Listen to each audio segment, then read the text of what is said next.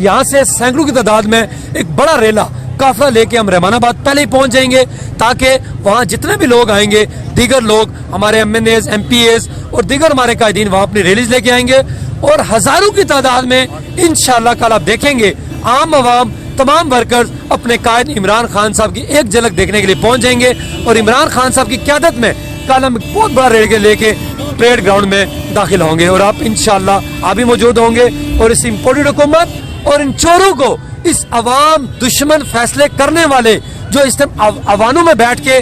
हर रोज ऐसे फैसले कर रहे हैं जो इस अवाम को काबिल कबूल नहीं है, ना पेट्रोल की शक्ल में, ना ही अदारों को नाअहल करने और नाकाम बनाने की जो साजिशें हो रही हैं और अपने केसेस को खत्म करने की जो साजिशें कर रहे हैं और NROs लिए जा रहे हैं, ये हम लोग किसी सूरत भी नहीं मंजूर करेंगे और नहीं कबूल करेंगे। राजा माजर साहब, पिंडी इस्लामाबाद का जलसा पंजाब की तकदीर बदलने जा रहे हैं। जी बिल्कुल जी, ये इस बार हमने सिर्फ और सिर्फ इमरान खान साहब ने रावलपिंडी शहर पे फोकियत दी है, रावलपिंडी शहर को और इस्लामाबाद को टारगेट दिया है और बिलखसूस रावलपिंडी शहर को खान साहब ने कहा कि रावलपिंडी शहर मेरे